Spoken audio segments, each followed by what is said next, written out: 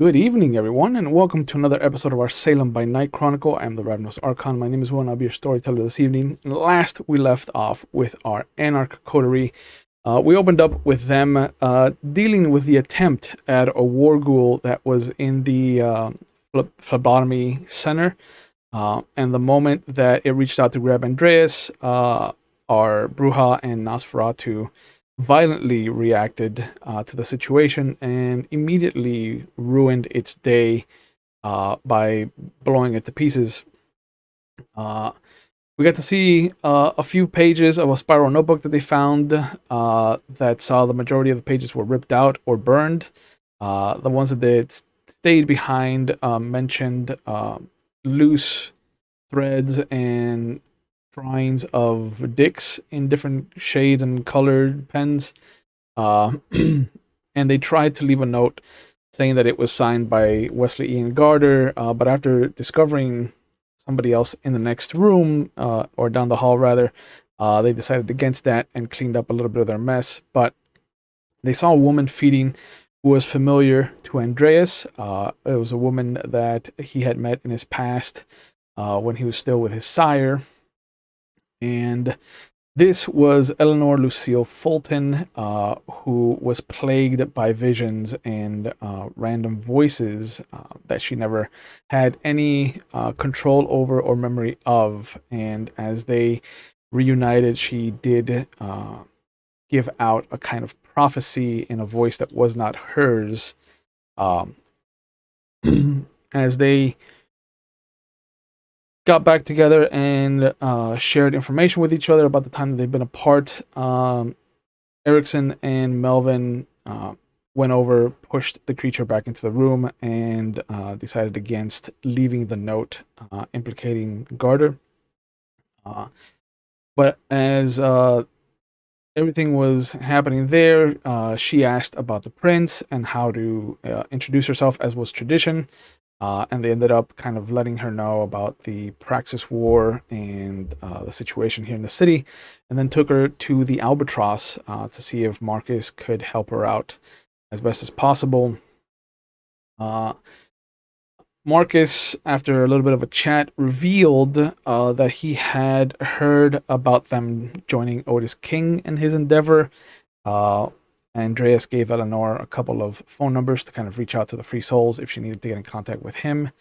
And they asked her not to feed on any of them if she can avoid it. He also warned her not to get too close to the Devil's Disciples, as that's currently the issue that the two motorcycle clubs are having with each other. Marcus asked them about the Lupines being in Disciples, since they revealed that to him, which was not enjoyable news to have heard. But Marcus revealed his thoughts on the situation to Melvin and Andreas, since they asked about the Praxis War and where he was landing on the whole situation. And he also explained that why he was siding with Prince Hyde on the matter, giving them a glimpse of how the tower interacts with Thin Bloods. But he also let them know that the only Thin Bloods in the city right now are all branded, and it's just him and his adopted child there, who is having a hard time of the situation. But we got to see Erikson kind of chatting with Samantha for a little bit, getting to deal with some of his overdue debt, as it were, to her.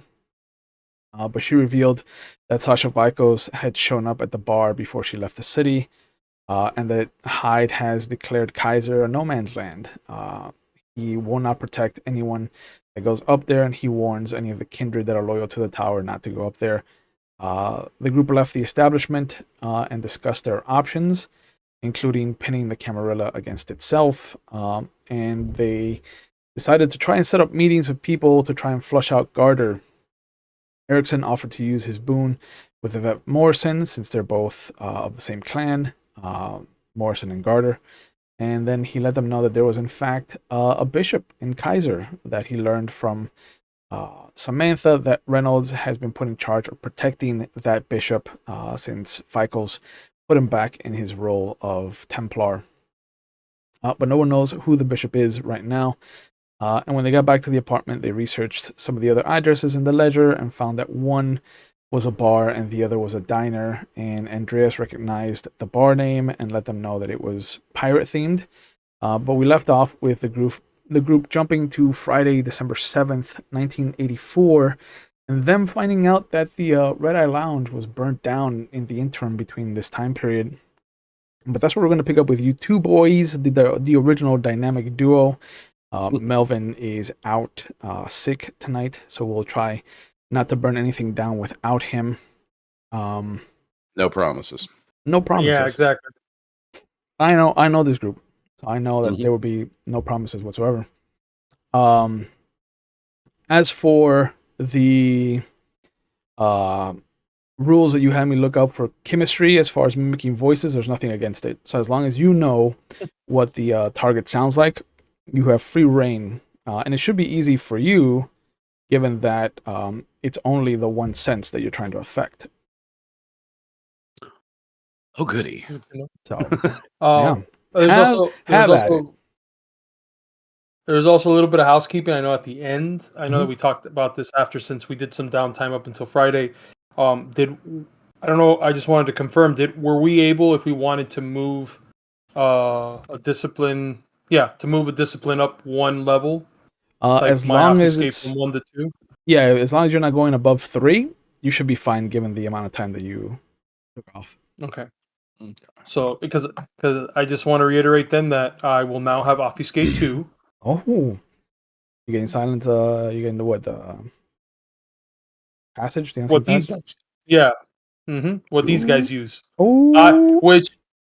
Which this is very new for Erikson, so this is going to be very interesting when this happens. It's not like you had enough disciplines that forced rouse checks from you. This is fine. I know, right? Exactly. This is fine. You're going to be good to go, BB. All right, awesome. So when we wake up, this is how do we find out about this news? Well, this is during the town time. Information has been getting to you. The free souls have been coming in and kind of giving you updates on the city and whatnot. You've also heard that a couple of places have been targeted, and although the free souls don't know what to look for, Shepard does. And so when he brings you news of a bookstore called the Dog's Ears that was burned down, you know that was some kind of asset. When he shows you that a restaurant called Porcelain was closed due to health violations, you know that was an asset in the war.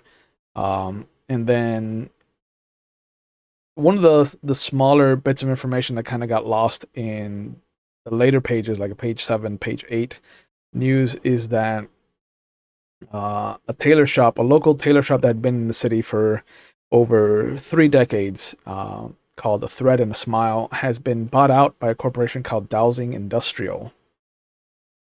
Okay. Now, do we know who owned that tailor shop before it changed hands? It's a local family from Salem. Nobody in the nobody connected. Yeah, nobody connected in our world type of thing. Yeah. The only thing that has been that you know for a fact has been connected to your world is the jazz club that was formerly known as the Horn Section. Has found new ownership. It's been it's looking at renovations. Do we know who the new owner is? You don't, but the press not the press kit, the press letter that went out says that it is going to become a Latin supper club named Sangria.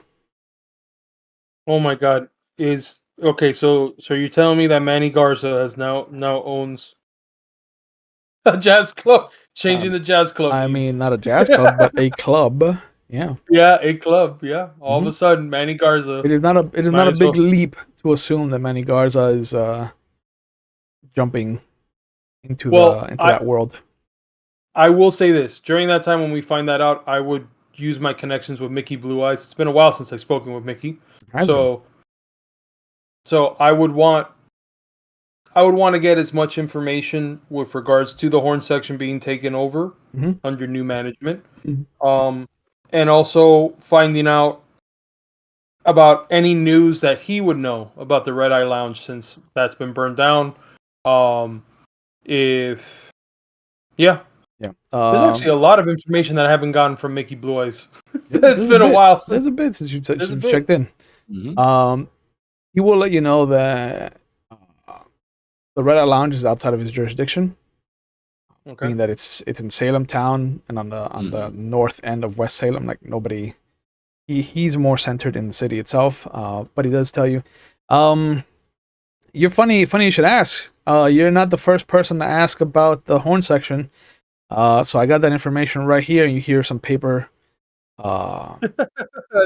rustling, and then he's like, it belonged to an A.M. Davies. Then you hear another paper rustle. Antoine Malcolm Davies. No, that name sounds familiar. Who's the new owner though? You hear the paper rustling.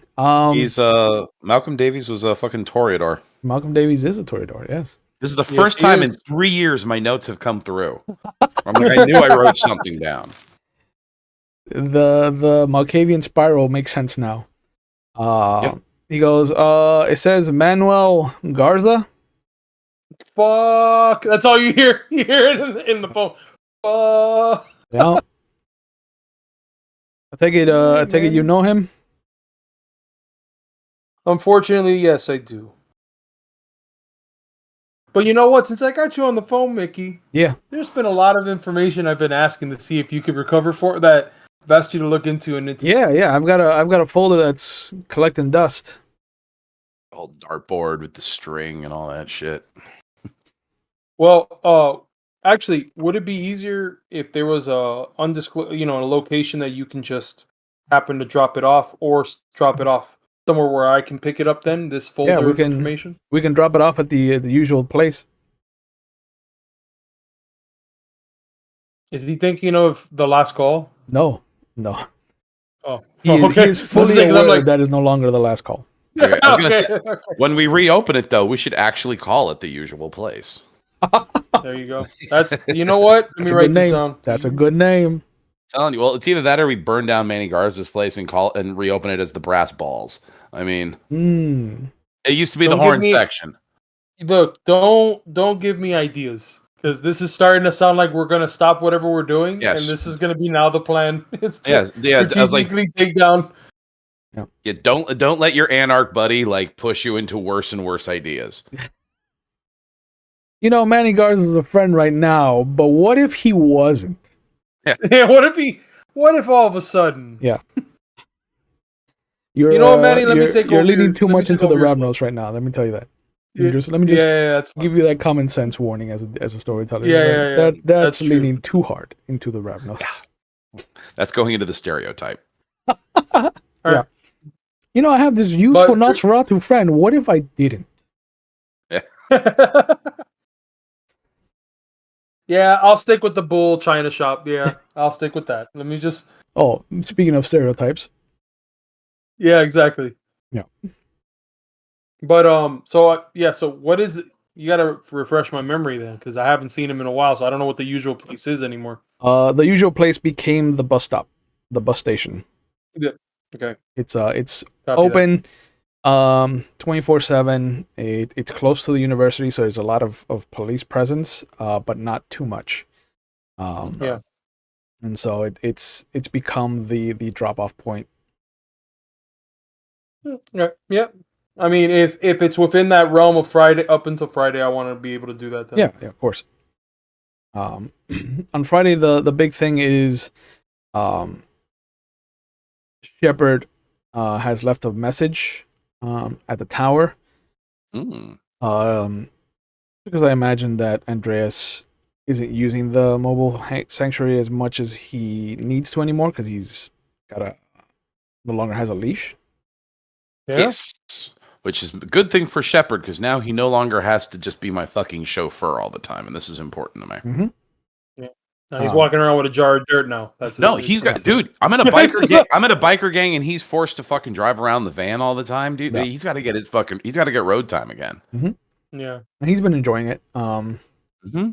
But there is a message that gets left for Erikson when he wakes up, and the Shepard will share it with Andreas when he pops up after he wakes up.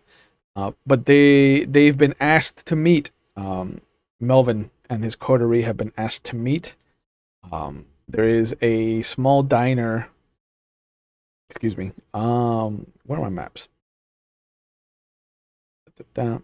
In the map section. In the map section. There is actually a map section. I'm a map. I know. I'm not even talking shit. It's like right there. It's right there. Maps of the city. Mm-hmm. So there is a small diner not too far from the Albatross over off of State Street and 12. You've been asked to meet up with a gentleman named Alfred Beckett. Beckett. Mm-hmm. Beckett. Oh, don't worry about it. I don't think it's who I think it is. No.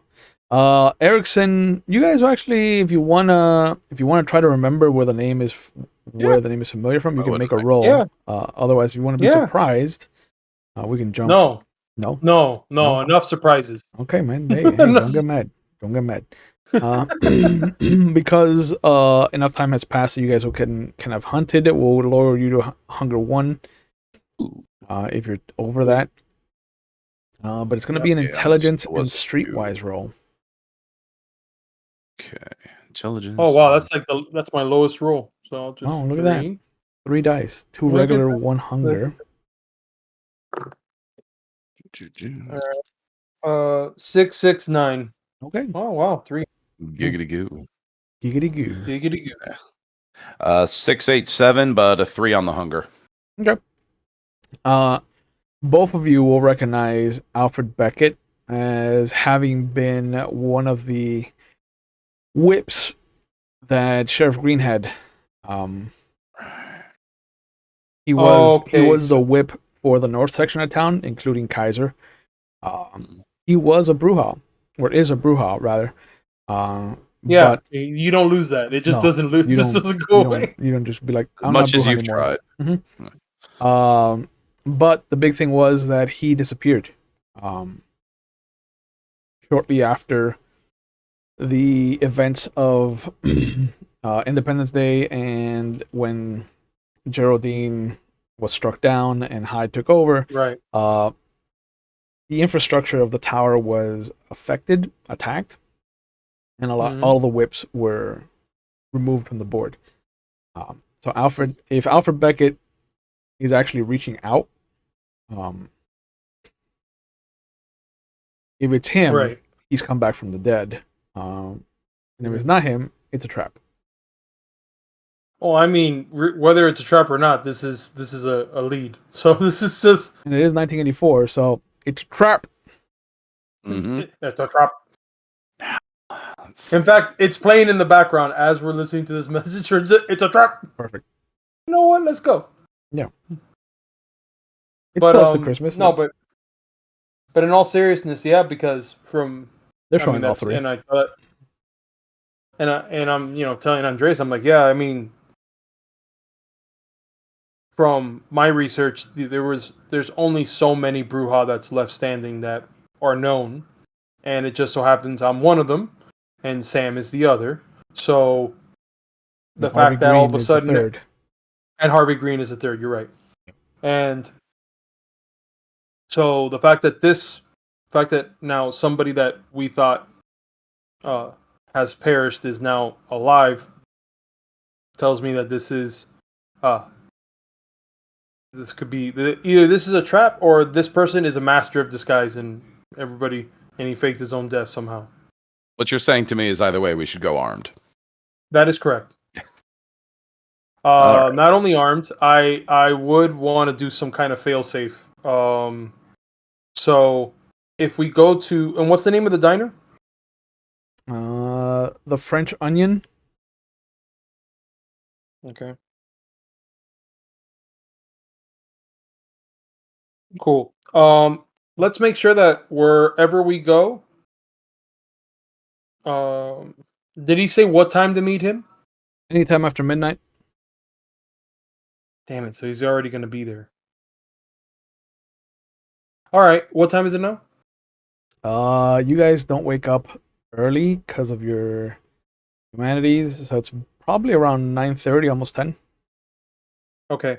I would like to get there prior to midnight, and I want to get there prior to midnight. I want to try to see if we can beat him to actually getting there. Mm-hmm. And be able to sit by a window so that we're able to be seen, vantage point. And I think that oh my god, I already forgot your name of your biker gang. Your Free motorcycle Souls? club, forgive me. The Free Souls. That we have Free Souls waiting. We have to give them some kind of signal to let them know this shit's going down, just so they can cause a distraction for us to get out of there. You'll want them nearby, but you're not going to want them too visible. Hmm. Well, I mean, we could use them for a big show, or at least I can use them for a big show when I show up. If I get to the diner ahead of time, I mean, we could sneak in through the back. I could unhook or unhook the gas lines to the stoves or whatever. So just in case there's any sort of problems. I like that. Let's do that. Yeah, I like that. I love that you want to fill a diner with gas with me. Yes. You know, The gas that no one can smell. the second Gas that Melvin no one can smell. leaves, bad Mhm. news starts traveling all over again. Well, look, man. Our moral compass. Actually, first off, Mhm. Melvin is slowly not becoming our moral compass anymore. It is now becoming. It's becoming one of us, which is the scariest part of all of this. I could not be prouder of him. Yeah. His arc has been interesting to watch from the beginning. Yeah, Mhm. and Can't have arc and without dark. Correct. yeah. So yeah, I think that would be the best thing to do is to at least have some kind of failsafe, regardless, some kind of distraction big enough that we'll be able to get out if we need to get out. Or And if not, and if everything's fine, then whatever. The place will just be filled up with gas, and then we just leave. Then we just leave. people are gonna be real sleepy when they get there. Yeah, exactly. All right, Yeah. let's do it. All Yeah, right, yeah. So you can show up, what, like an hour or? I want to get there an hour prior. I want to be able to know. I don't think he's gonna. I don't think he's gonna pull Robert De Niro and get there before us, way before us, just in case. So Right. I think we'll be fine. Yeah. And Famous last words. the diner, excuse me, is nowhere near the north end of town. It's actually pretty centralized. Like I said, the main strip isn't too far away. Ferry and Trade are both maybe like 5-10 minutes away at the most. The university's across the street. The Albatross is down the street, just in case anything happens. But yeah, you get to the French Onion, and it is a little like mom and pop store. There's maybe at the most 12 tables. Mm-hmm. There's a couple people inside already eating. There is a podium at the front door. And as you come in, you can feel the warmth from inside. Because it is winter. And everybody. Oh. Yeah, do me a favor. I'm not going to go in through the front door. I'm in advance kick on my obfuscate and just take a look around the back. Okay. See if it's easy to get in. For one thing, let me see if the back door is even locked. Because maybe leaving that propped open a little bit. So instead of having to blow up the place necessarily, at least we have like a quick way out the back. You go back there and it's already propped up. Awesome, because we're doing De Niro tonight, where it's like I don't walk into a place I don't know how to walk out of. It's got a little wooden triangle. Really? Just sitting there, and you can smell the food being cooked and whatnot. And as you're kind of scoping out the place, one of the chefs will come out and just light up a cigarette, kind of standing halfway in, halfway out, and just Right. smoking. Um, but it looks like it's calm right now. Um, it smells of cleaning supplies, so it looks like this place might be closing up Okay. relatively soon. And when Erikson gets there, the hours are until midnight. Mm-hmm. But the situation with Alfred Beckett, um, they ask you at the door who you're with or if you're expecting somebody. And so if you say that you're with Beckett, they take you to the far table away from everybody else. We're here Okay, to but speak it's to the still. Toreador Primogen. Wink, wink, nudge, nudge. Yeah. But it's still within that we're still by, even though it's a corner booth, so it's still, you're still able to see outside Yeah, type of thing, right? yeah. The Okay. bathroom is right behind you. The booth isn't even like a full booth; it's an L-shaped booth. Mhm. And so you've got the back and then the side of the wall. Mm-hmm. And there is a single chair that kind of sits across from uh, the booth sofa that takes up the back wall. Yeah. So if you're sitting with your back to the wall, you can see straight out of the restaurant. Okay. The tables are kind of lined up and askewed, so it's 6 and 6. Mm-hmm. There's a small kind of like homemade bar that just has a bunch of wine bottles, Mhm. couple of beers in bottles that are in a small kind of fridge. Um, and then there's a door behind it that leads to the kitchen.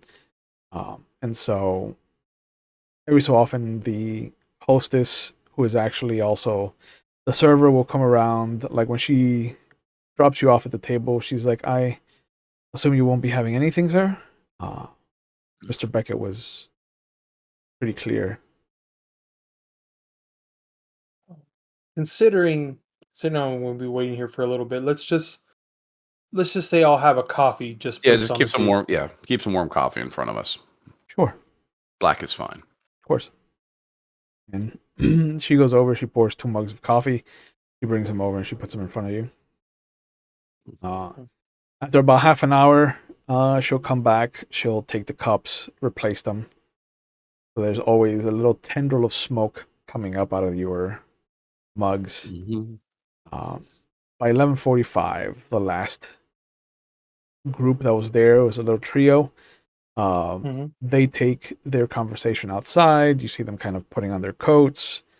And a pair kind of stands outside as the third. You see him meander away, and after about 5 or 10 minutes, you'll see a car pull up, and the two that are there will get into the car and they'll drive off. The hostess will turn over the open sign, close the front door, and start to clean up. Mhm. And at midnight exactly, you'll see a gentleman come up, knock twice, and then knock 3 times. And she comes over, she opens the door, she nods to him, and then as he comes in, she closes the door behind him, continues cleaning up. And he comes over, he takes off his coat and he takes off his hat, and you see that it is a thin ish gentleman. It looks like he might have been letting himself go on the verge of when he was embraced. But he comes over. He's, uh, huh. I don't remember either of you being Melvin. Who are you exactly? He's still standing, right? Yeah. He's got his Goes, coat in his hand. yeah.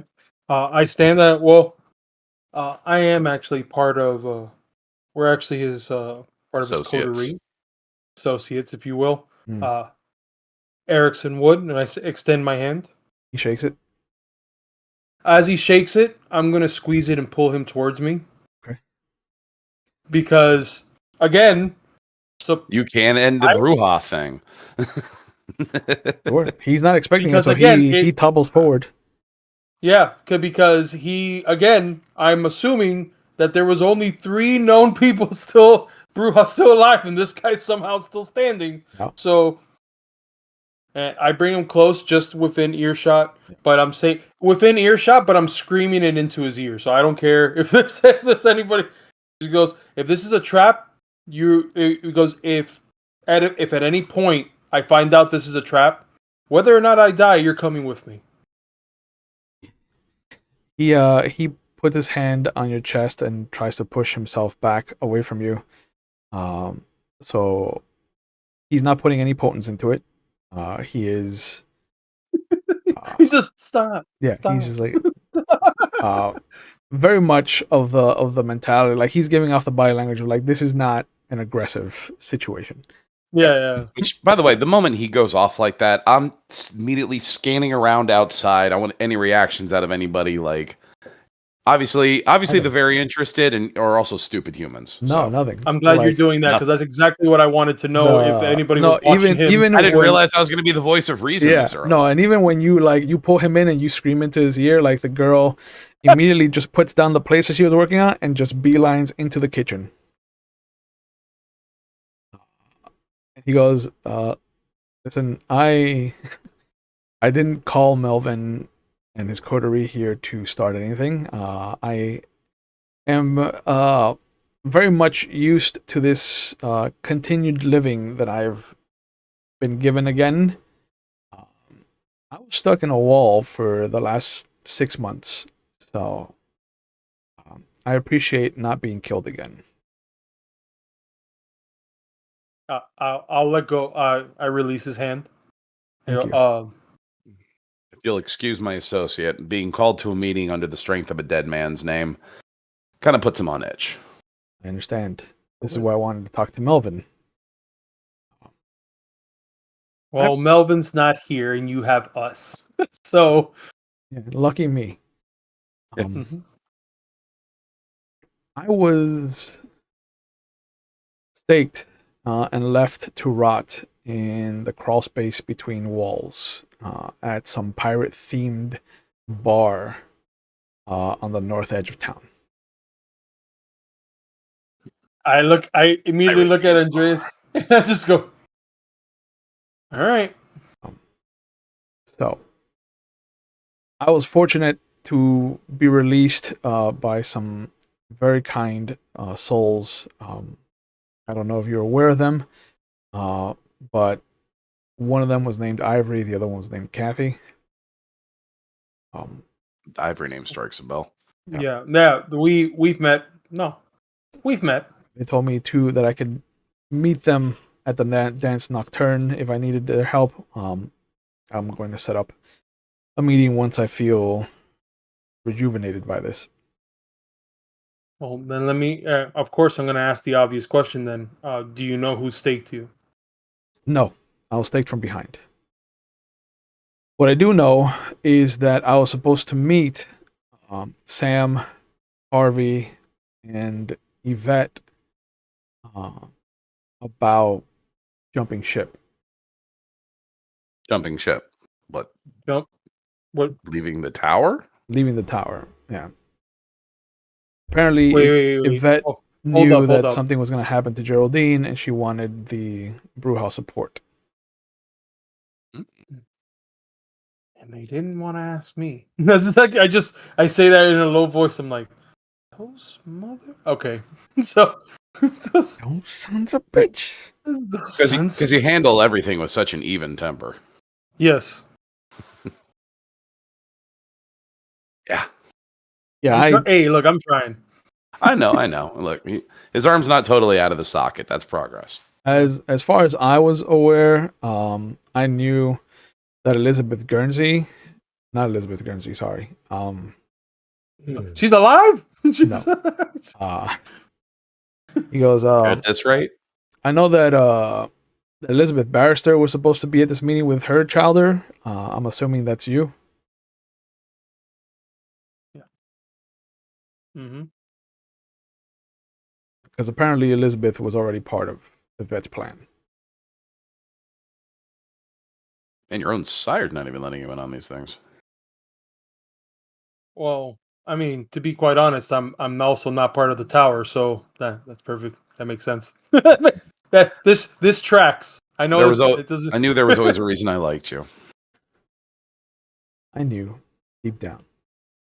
Deep down. But he goes, I've been spending the last 48 hours kind of reacclimating myself to the city. It's changed. Yeah. I thought that I would call in a favor from Melvin, but if he's not around, In Melvin's stead, I mean, we can still offer a bit of hospitality. I mean, in the last 48 hours, do you have any havens after the 6-month layover? Do you have anywhere to stay? I don't. Unfortunately, this is the only asset that I could really pull on, and even that was a little bit more difficult since the owner passed on without the gift of Vitae, and so it's now his sons, and I don't have the same relationship with him. Working on it, Nice. but Well, do you need somewhere safe in the meantime?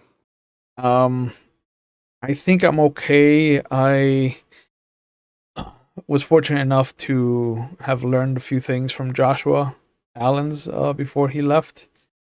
So I don't need a place as long as I don't mind smelling like dirt every so often. That brings a smile to my face, having recently acquired the same hobby. The problem I'm having is that there's a praxis war for some reason, and that Hyde is Prince. That is correct. Yeah, Hyde is Prince. Right now, we also have Reynolds. If you haven't known, is also around these parts. Yeah. And you were in the wall for 6 months. That means Hyde became Prince almost right after you went in there. I've been trying to figure out what happened, who could have done this to me, what they stood to gain from the whole situation. I heard that the other whips were taken out. Were bodies found? Were bodies found, Will? No. Yeah, I'm sure. They weren't. Yeah. I mean, this is the same. It seems like this is the same situation because I thought you were also not of this world anymore, and that's not the case. So Why we that came gives me tonight with hope. that sort of disposition. I understand. That that gives me some hope then for some of the people that we know that we haven't found. So But how were you extracted from the pirate restaurant? You said some were kind enough to remove you from the wall.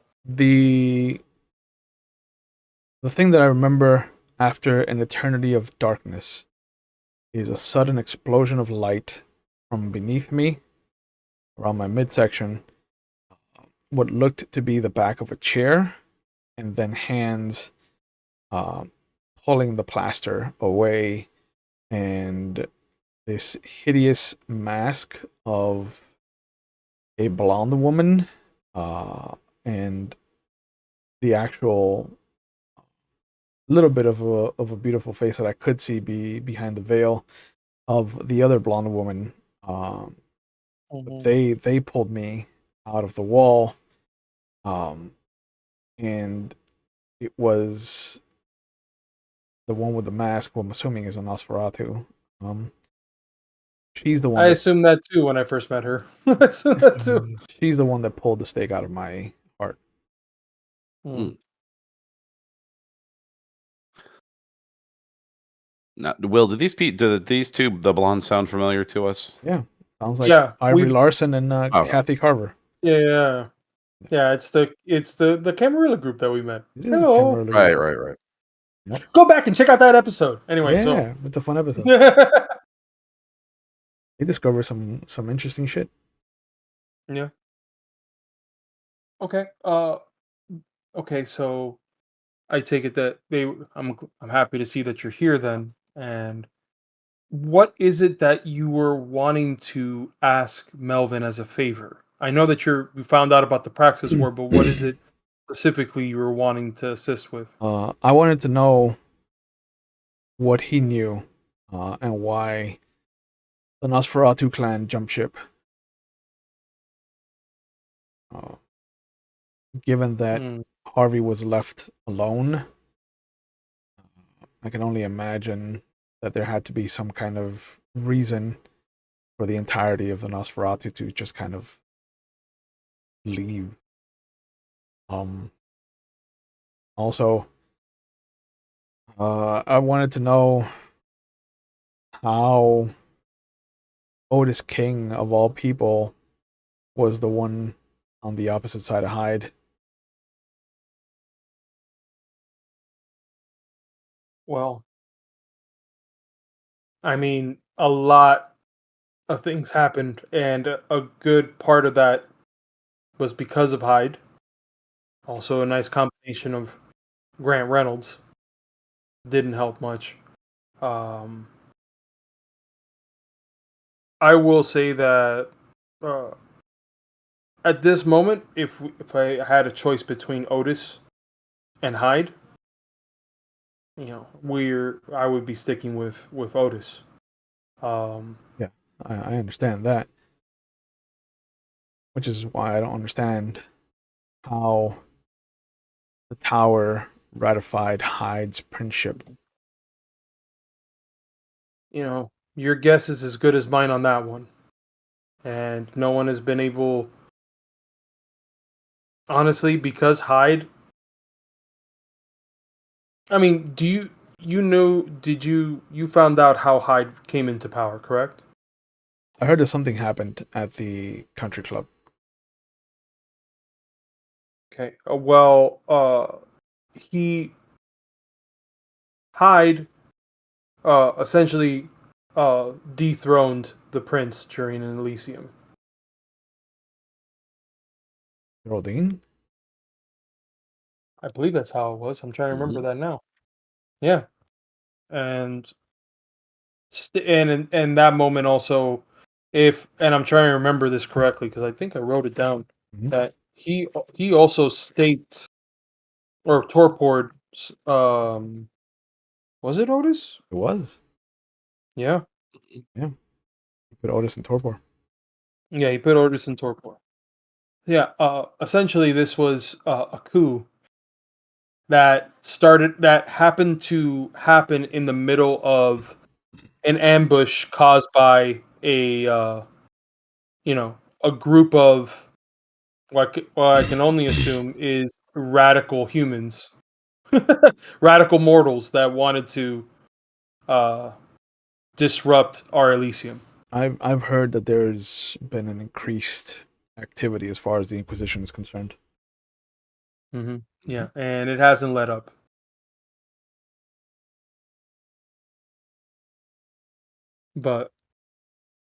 But what is your issue with Otis? From what I remember of Otis, Otis was nobody. Um, he tried to dethrone Hyde from his Primogen seat. Oh, a year into him being given domain in Salem town. Um,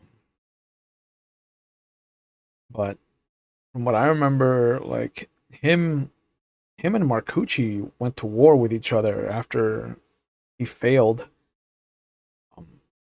And I was under the impression that he was not in a position to even hold onto his domain, let alone clear Praxis. Well, can I ask you? Do you know about the other primitive? I would imagine you know about what has happened to the Brujah Primogen. I heard she's the first person I called and reached out to. And are you also aware of other Primogen and whether the other Primogen, or at least what you thought were the active Primogen at that time, if they're still around? Because that number has also changed. No, I haven't reached out to Harvey yet. I know that Sam is no longer at the last call. There's no longer a last call. Yeah, I learned that the hard way. And I can't get a hold of Barrister either, so it's been a fucking shit show as far as clan is considered. I didn't even know that you were still in town, so Generally, we try and keep a low profile. Will still scanning around, like checking the outside every so often. no, you'll see a free soul drive by like every 10 to 15 minutes. I give him the okay sign for now. Yeah. But nobody out of the ordinary has come around. Mm-hmm. And what about the staff of the restaurant? Since obviously now we've calmed down and this has become a civilized conversation. Are they still around in the back, or you've seen the girl come back out once everything calmed down and grab the plates that she was grabbing, but everybody's kind of still in the back. You can hear like the cleaning going on back there. Oh, as long as they're present and I'm hearing the normal noises, so nothing to. Yeah. Because I was gonna reach out to Harvey, and kind of have him meet me at the at this club that Ivory told me, safe place. The House Nocturne. The Danse Nocturne. The Danse Nocturne. Just because it's the only Elysium that I know right now. Well, I would imagine you're also trying to keep a low profile yourself, because I take it not too many people know you're still alive. Right. So I look over. So I go. So I'm not going to be taking you to a more active place then, if that's the case. Yeah. I initially reached out to Tulip. Apparently, she's off the reservation. She's It's currently MIA at the moment. Melvin was my Hail Mary before having to resort to going to Harvey. Yeah. Well, unfortunately, he's been following some investigations of his own. That's why he didn't come tonight. It was no insult to you. I get it. Well, I'm sorry. I know I glanced this over, but he was trying to look for Barrister as well, right? My sire. Mm-hmm. Yeah. Yeah. I kind of tried to escape that, but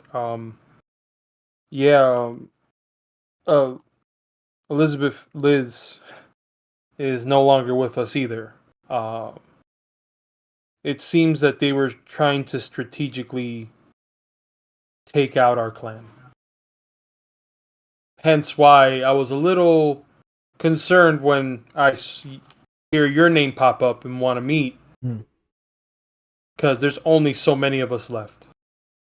That explains what happened to the last call then. Mm-hmm. Oh. And I shake my head. I go, yeah, that's what happened to the last call. Sure, that's what it was. Well, if I was a venture making a power play and trying to keep control of the city, I'd be wanting to get rid of the local Brujah as well. So now I'm sitting at a table with two of them. Mm-hmm. Yeah. Imagine where you'll be tomorrow. Hence the scanning.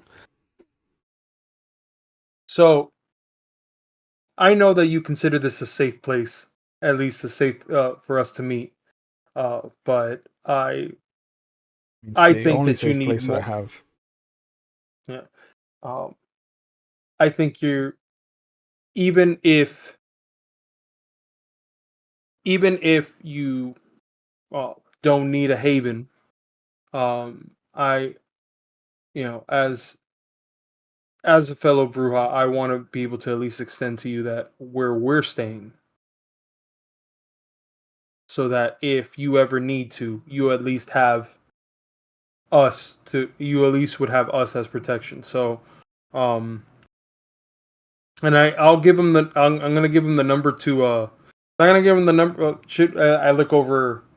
Damn it! I look over at Andreas, Mhm. like trying to see whether or not I should even give this information. I'm going to have to teach Actually, the no. At this, Romani language to these guys eventually. yeah. Just I mean, at this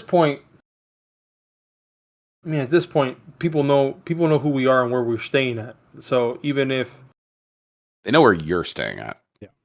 that's true, It's the other reason I chose that ability. Smart. yeah, Mm-hmm. it's true. But he Well, looks at you, writing something down, and he's just like, I appreciate it, but I don't. I just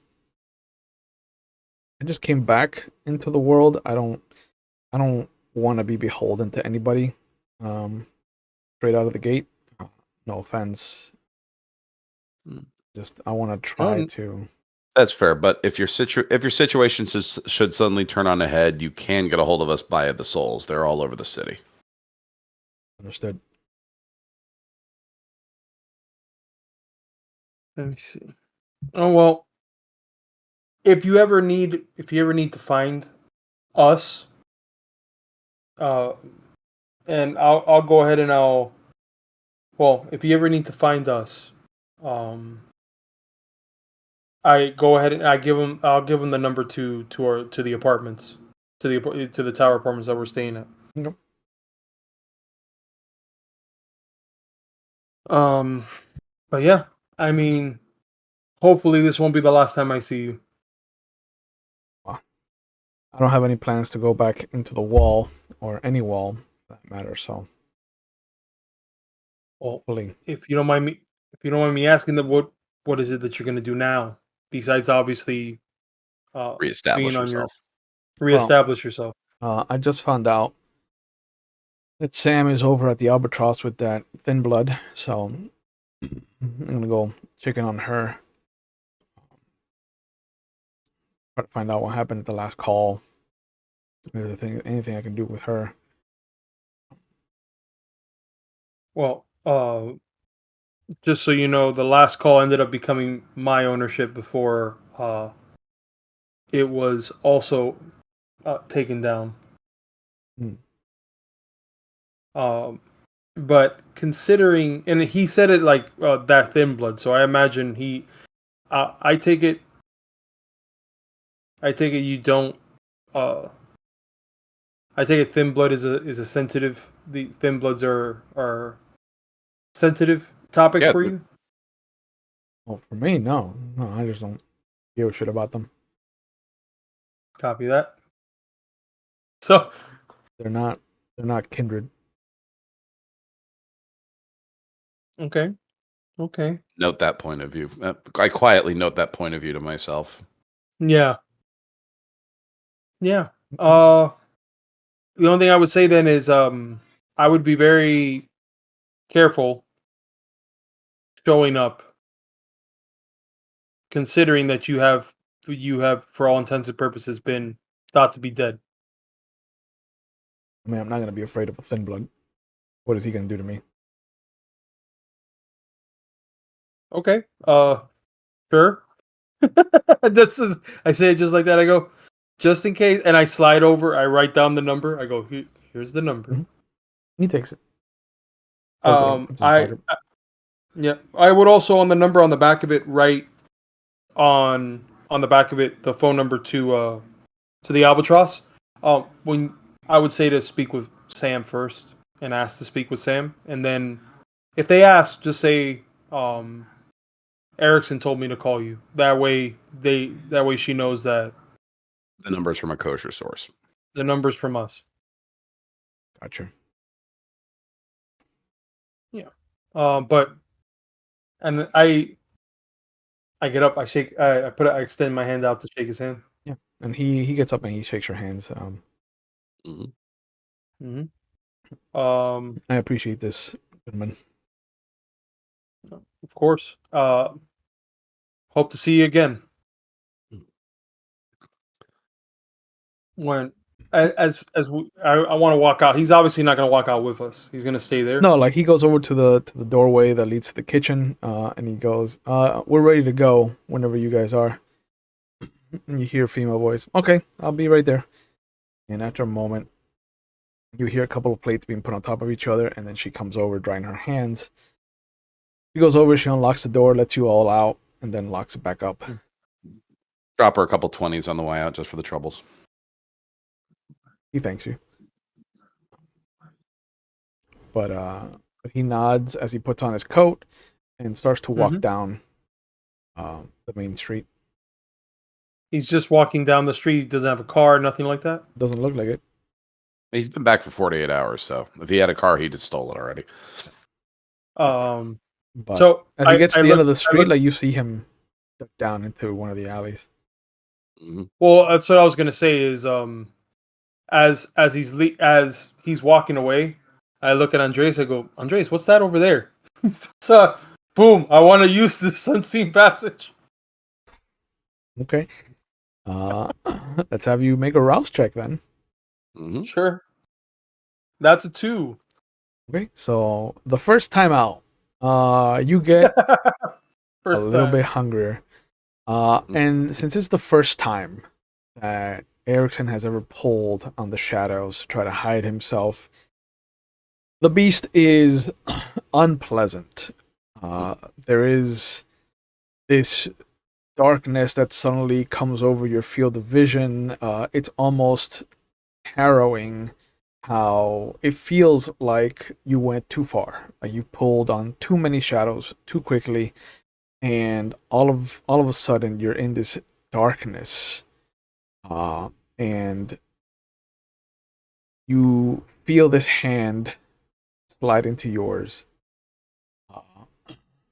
and then there is this warmth that kind of clasps the ends of your hands together, and you hear your wife's voice.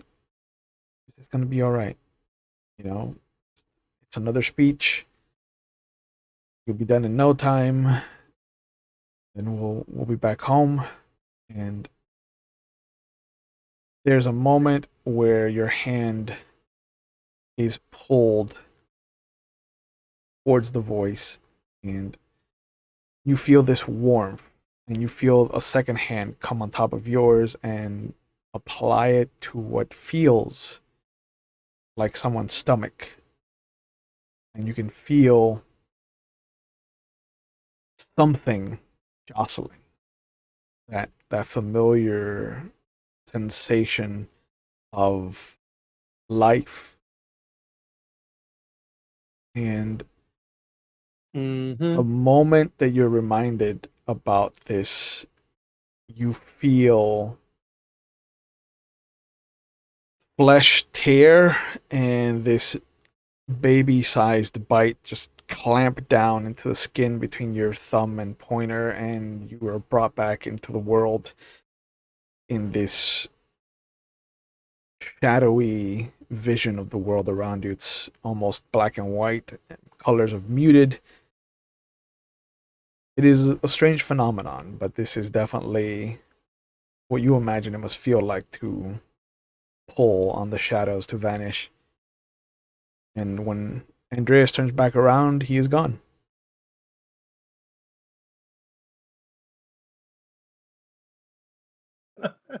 Well, I want to see if I can make it up to the point of where this guy goes into Duckus into in the alley, because I want to see where he's actually going.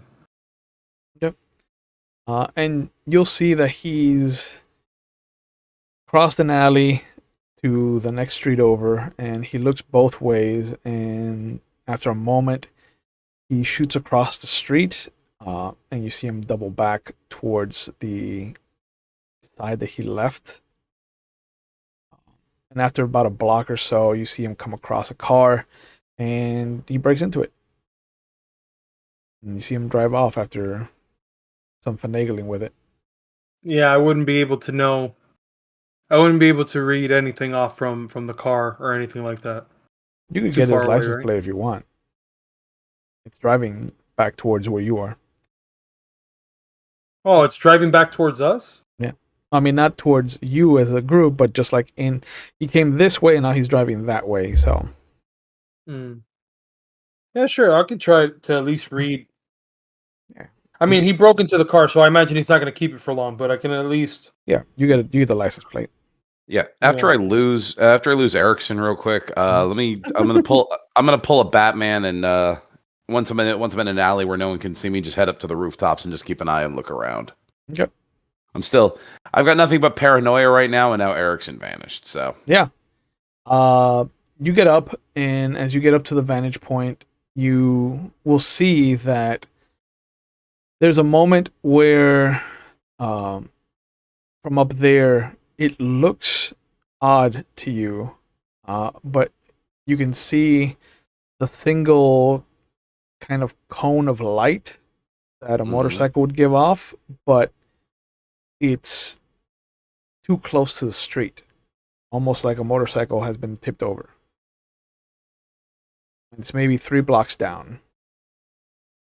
all right, can I traverse rooftops to get towards it between my potence, the cat's grace, and all that good shit? Ooh. Let's find out what's your potence at. I think it's 2. Yeah. 2. Yeah. Okay. Yeah, between your potence and your celerity, your strength and athletics, it's not difficult to vault over. The alleys here are much tighter. You're much closer I'm not expecting big city kind of shit. Yeah, no, but you're much closer to the downtown area and to the historic downtown, so everything's a little bit tighter knit here. Okay. It's not until you start getting away from the actual downtown that everything spaces out. Okay. And last thing, as I approach, obviously I'm gonna have to use obfuscate of my own. Okay, go ahead and Right, but rouse. Obvious. But as he's doing that, Yeah. would I be able to, I don't know if at any point I get that license plate and when I look back, would I be able to notice You rounded jumping? you rounded corners and shit. Yeah, you rounded a corner and Oh, went I down rounded corners. a street. Yeah. So when you come back, you won't see that Andreas is there. Okay. But I remove the obfuscate like fuck. but as Andreas kind of goes down the 3 blocks to see what's up, there is in fact a motorcycle on its side, and is it one of my boys? It is one of my boys' cycle. It is one of the Free Soul bikes, and you'll see what looks to be this spatter of blood and just a streak, like it was like somebody or something was dragged into an alley. Okay. Obviously, obfuscate still on, not silence of death, just the visual unseen passage. But get out my 45, make sure it's loaded and locked and everything before I get down off the roof. It is loaded. Safety's off. All right, get down. Obviously, take a moment, check the blood. Yeah. Taste familiar. Fresh. Not somebody that you fed off. No, but does it smell? But I mean, I would know for the different Free Souls. I would at least know their scent. Something, It is. It is not somebody that you've fed off of, so it's not somebody in your herd. Its scent is not one of the familiar ones. This might be somebody on the outer circle of influence. Okay. And even the motorcycle looks hand-me-down. It's not one that you recognize. It looks like it might be one of the newer boys that came up from Cali. It doesn't have any names painted onto the gas tank or any kind of accoutrement. Yeah. Or Really, spangles. really striking designs or something like Yeah, that. nothing that would sets stand. him up. Yeah. But Okay. the blood is fresh, and it looks like the spatter is like if a double-barreled shotgun had only fired one of its barrels. It's kind of that splatter. It's explosive, Okay. but only And like in a radial kind of not a quarter of a circle, but not a half circle, like somewhere in between. yeah. All right, and you said it looked like the streak was like they were getting dragged down an alley or something. Yeah, dragged down the street into an alley. Okay. So obviously staying as safe as I can right now with the visual, none of the silence of death. Mm-hmm. Get peek to the corner, obviously gun low. As you peek around the corner, following the trail of blood, you see what looks to be maybe late 20s, early 30s man. The look of pain forever emblazoned onto his face.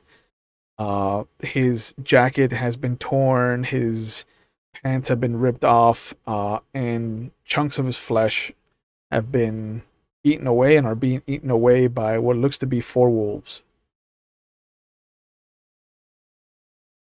While all this is happening, it just back to me. Sure, yeah. That's enough. That's enough for Andreas to kind of soak in and have to like digest for a little bit. Soak that in. Yeah, digest that. I come back and I realize, this is dumb because I just did all this without notifying anybody that what I was doing. Correct. So now that I see that he's not around, I imagine we came in a car. Yeah, we came in your car. Yeah, I came in my car. So I'm going to then. Couldn't have gone far. That's the way I would think about it. Sure. Actually, wait. 3 blocks, as a matter of fact. Yeah. Maybe he went feeding? Might have gone hunting. Okay, I get in the car and I start driving. Would Erikson and Melvin know your preferred hunting style? I mean, we've been around you long enough to know. Yeah, they generally know dark alleys and ambush. Okay. I take the predator part of the thing very seriously. There's not a seduction at a bar or anything like that. It's mostly feed and make them forget. So you're alley cat. So he's an alley cat just like you. Yeah. Very much. Yeah, cool. Oh, so we would have probably done. We would have done alley cat shit together at some point. Yeah. Yeah, we would have done alley cat shit. So because I'll put 2 and 2 together and be like, well, there's dark alleys here. I will go ahead and just, instead of what he did going on top of the roof, I'm actually gonna go through these alleys. If I have to soaring leap or use my prowess to get over fences and stuff like that, I'll do that. But it's just all while doing that, I'm doing silence of death, just so that I'm able to do that. So I'm not making noise. So you're not gonna drive around. That's what you're saying. You're just gonna. Yeah, I'm considering that I walk through alleys, the dark alley. I go back to the spot of the diner where we were at, and I'm just gonna go ahead and use the alleys, the first alleyway that's there, that dark alley, and start heading down that way. That's closest to the diner, not as. So you're kind of like zigzagging, trying to find him. Yeah. Okay. I don't know. Yeah. I'll let you know when you come across him. But Andreas will see that there are 4 wolves. 3 of them. One of them looks familiar. From an incident maybe less than 2 weeks ago. The other 2 look familiar because you saw them from a bird's eye view when you were looking down at them from the motel. The 4th looks familiar. One, because he's bigger than the rest. Also, his coat is a grayish white. And the last time you saw that wolf, you released it from a sarcophagus from a World War Yeah, I know II. exactly who you're talking about. Mm-hmm. So me hidden, Cool. still hidden around me still hidden around the corner. Yeah. I think the 45 is going away. You don't trust the 45 anymore? No, I'm going. No, anyway, no. Silence of Death is on. Yeah, the 45 is going away, and my handy little revolver with the silver bullet. Those nice silver bullets. Mm-hmm. Yes, and I want the Silence of Death on before I cock that thing because I know once you cock it, there's a very, very 2 millimeter pull, and I want it, and I don't want to have to go through the whole double action squeeze if I'm going to shoot somebody in the fuck. I get it. So you click on Silence of Death. It is a very slow pulling back of the hammer to get that first locking pin to come in. Are you gonna go for the second one? Right.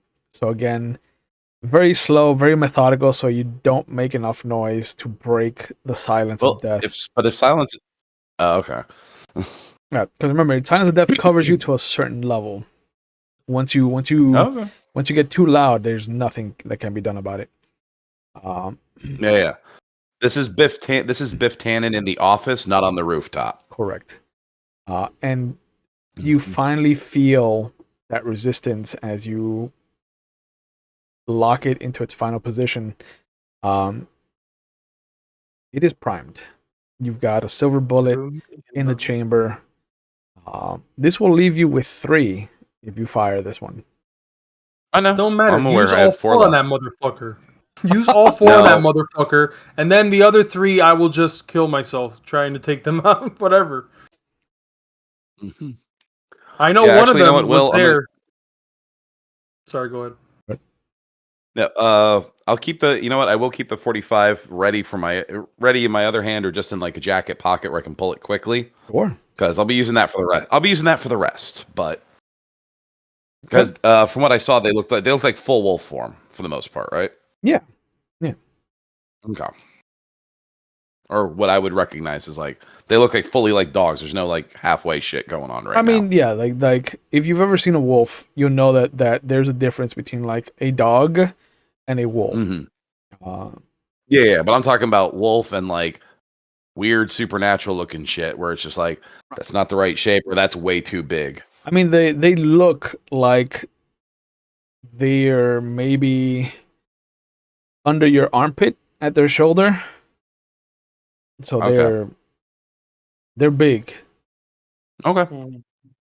And that's fine. All right. So obviously Sir, Gray Pelt is going to be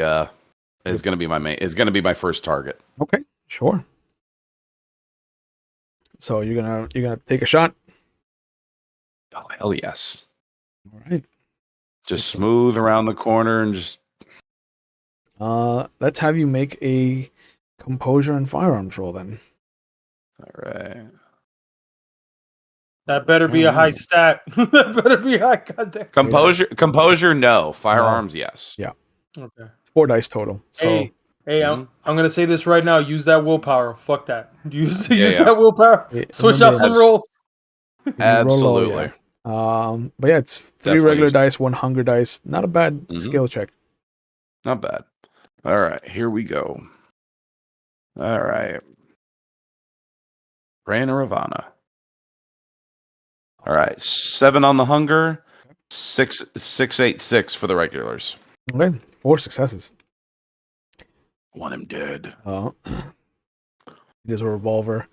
357, right? If I remember correctly. Mm-hmm. Yes. We'll count that as a +3, so that's 7 points of damage to him, and it's silver. Mm-hmm. Yeah. Soak that motherfucker. He can't because he's a werewolf. Werewolves don't soak silver.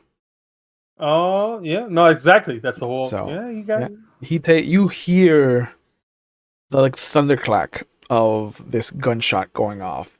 It bounces off this alley. Revolvers are loud as fuck. Reverberates past you, behind you.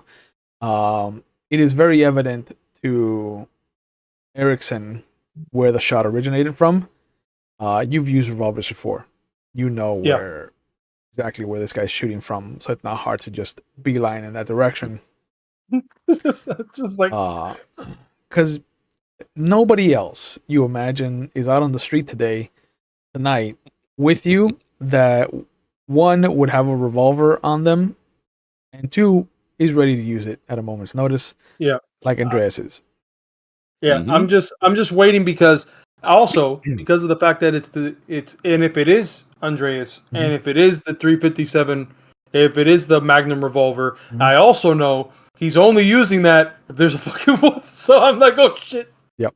It's just The bullet hits it dead in the shoulder, like right where the neck meets the shoulder blade, and there is this crater of flesh and muscle and bone that is shattered beyond repair, and the wolf yelps in pain and comes crashing to the ground.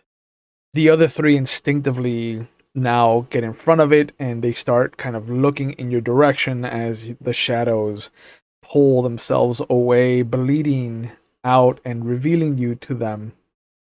And the howl that the front wolf lets out is not a nature documentary howl. It is not this serene howl of announcement or query. It is very declarative of aggression. And the other two just kind of get low, almost like they're about to pounce. And as the whole scene starts to play out, you can hear the tumbler kind of clicking into place as the next bullet is ready to fire. Everything washes away. I was about to get a second shot. The whole city washes away, and it's just you and Erikson in the middle of this barren concrete expanse. I'm getting motherfucking visions in the middle of this. wait. Oh. And from a ovular cavity, you will see a sudden kind of flash of light, and stepping in, kind of half in, half out, you'll see the unfamiliar face of a gentleman, well dressed, vest, button-up shirt, tie, clean cut, kind of the starburst of gray hair that shoots out from the temples to the back of his head. Little mustache, no beard, but a kind of like a 3 o'clock shadow. And behind him, you'll see Coulson pointing in your direction. And he just extends his hand out. I recommend not being in this area, gentlemen, for your safety and for ours. Come along. I kick on celerity to follow this motherfucker. So, the only reason that Erikson even sees the blur of Andreas shooting across the street is because you yourself have celerity. Otherwise, you wouldn't be able to see him. Granted, I only have celerity 1, by the way. I mean, I'm not that fast. Yeah. But the adrenaline right now, shooting through you, kind of propels you enough that you get a glimpse of what the higher levels might look like. And I avenged my bike. Yeah. And if Erikson follows along, you'll be pulled into what looks like a basement. And as the gentleman pulls the two of you through, he reaches back and you hear the sound of a mirror breaking. And you'll see, hammer in hand, the gentleman that pulled you through has shattered the mirror behind you. He goes, are these the gentlemen, Coulson? And Coulson nods. Thank you. I was hoping you were with Melvin, but the two of you will suffice. Come along. Wait, hold up. Two questions. Two questions. One, I look over at Andreas and I say, who did you hit him? Yeah. Right in the And who was it? shoulder. Remember what happened on my bike? Right. Big gray, scary looking motherfucker from the actually no, not my bike. The big scary guy from the sarcophagus. Yeah. You mean like I was about to say, you mean the guy that we released? I was about to say that. I'll go, whoop. Yeah. We hold it. Huh? Huh? Huh? Yeah. Hmm? Big scary. The Germans. Yes. This is the gym. There's the Germans have Achtung, arrived. baby. Yeah. All right. Well. All right. Okay. Yeah. That's all I need to know. just. But. Okay. Coulson. Who is it? As we're walking wherever we're going. Who is this gentleman that we're with? This is Primogen Thompson. He helped me Well- narrow down on where you were so we could find you and pull you through. Wait a minute. We've never met Thompson. I don't think you've met Thompson. He was never at any of the Elysium. He's been at the Elysiums, yeah, but he's never had a reason to talk to you. Yeah. We've seen him, but we don't know him. We've seen him, but we don't know who he is. Okay. Yeah. Okay, that makes sense. Mhm. I'm a little weary at the fact that he used a fucking mirror, but okay. It's just Well, in my experience, this means he's either a Tremere himself or he hangs out with Tremere enough to do that kind of shit. But at the moment, I don't care because I didn't just burn down something of theirs. So you know Primogen what? Thompson is the Tremere Primogen. okay. Then that helps. Yeah, he does know some Tremere bullshit. Yeah. Mm-hmm. That's okay because I'm not current. My problem was with Andrew Givens. So you know what? Yeah. To my exactly. knowledge, that asshole's dead or somewhere else. Oh no, So, he He's is dead. He's dead. no, he's dead. Yeah, we saw him die on Zed's camera. dead. Yeah. Yeah, and somebody else took the credit. Anyway, so so we're following. So, Thompson. Can we tell the basement we're in? No, but as you go upstairs, and you can see that there's already a kind of renovation crew going on. You're in some bar. Yeah, we're in Sangria. That's where the fuck we're at right now. You're not in Sangria. Oh, okay. I'm about to say, I'm like, God damn it, we're gonna run into Manny. And you can see against one of the walls, kind of burned, half burned, but half there. You can see the remnants of what were neon, the neon name of the place, which is the Vagabond. Oh shit. All right. I see that people like to.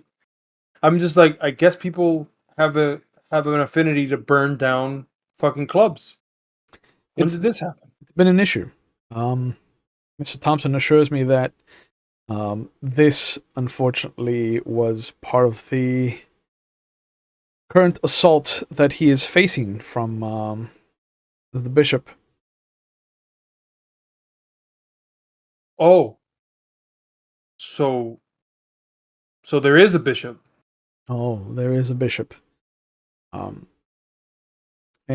if I could have you, if I could have you promise not to immediately jump into an aggressive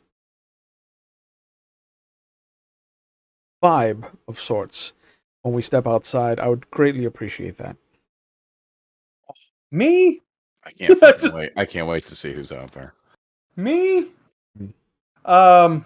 The fact that you are asking me off the bat before we even go outside leads me to believe that this is somebody this is some situation that you think that I would be aggressive towards, I imagine. I 100% am of the mind that not only you, but your associate here would, what's the term? Go out guns blazing. So I will preface it with the fact that Melvin brought this gentleman to the table. Okay, let's go see Grant Reynolds. Just gonna go walk outside. And as That's you walk exactly what I say. outside, you will see Yes. Melvin standing next to Grant Reynolds. And this is what we're going to call it for tonight. All right. It's like, oh, he brought him? He Cool. brought him? Yeah, that's Grant Good Reynolds. shit. Good talk, boys. Good talk. So yeah, I want to thank you guys for being a part of this. I like that we didn't burn anything down today. You know, I gave you ample Not yet. opportunity. I just want to thank you for the opportunity to shoot that motherfucking werewolf, because I have been meaning to tie up that loose end for a while. And you, But we don't know if he's dead though. he's not. Oh, He's no, not. I'm sure he's not. But you know, you've established now that fuck I him. can fuck back. Yeah. And you know what? Now his buddies have to help him dig that silver out because it does not heal till that bullet comes out. Correct. Oh, nice. So it's gonna be a fun journey back to their cairn. But yeah, man, thank you guys for being a part of this. Thank you, the audience, for joining us. We couldn't do this without either of you, the players or the audience. As always, going into our outro, I want to give you guys a chance to plug whatever you're doing. So let's start with you, Andreas. Do you have anything that you want to plug, or anywhere that you want to be found, if you want to be found at all on the internet? No, don't want to be found. Just doing some more school stuff and work related. So. Okay. Although it might include Harvard in the near future, just not for me. Ooh, Yeah. fancy. Mm-hmm. Erikson, anything that you want to plug, or anywhere that people can find you on the internet if you want to be found? Well, you can find, like, as it stands right now, I still have my social media as Mr. underscore Yeah. between each word. Yeah. I also have Critter Die on TikTok. I know that it's been not infrequent when it comes to as far as posting, but I'm right now getting to the cusp of my actual wedding. So now a lot of things are coming to a head. Yeah. A lot of things, a lot more, have to be focusing on that. But if you want to see me, you can always see me on this session, and I know we also are taking a brief break on 7C. I'm also on there, and while Old Gods of Appalachia is going to be is happening, which I love the logo, by the way. Will, it's beautiful. It is nice. It is very nice. But other than that, you can find you. Those are essentially the places you can find me in. So yes, that's it. As always, as far as the schedule is concerned for the channel, Mondays are always for Vampire the Masquerade. It is a 2-part story. Tonight's was an Anarch chapter. Next week will be a Camarilla chapter, and we alternate between the two. Tuesdays are for Werewolf of the Wild West or Legend of the Five Rings. And every other Thursday was for 7C. But for the month of October, I have been invited to tell a kind of spooky and scary ghost story over at the McStabber Studio. So we're doing an Old Gods one-shot miniseries. It's getting scary. It's getting scary. But you can catch me Wednesdays over there for their Vampire the Dark Ages game. I play a lovable scamp of a La Sombra that had just got to Obtenebration 4, so I'm doing all the good things with it. And this is old vampire rules, so it is the good version of Obtenebration. This is like full on. You're in the shadow dimension kind of shit. I am in the shadow dimension. I fully am going to create a shadow horse that I ride around in and just murder people. But I have plans.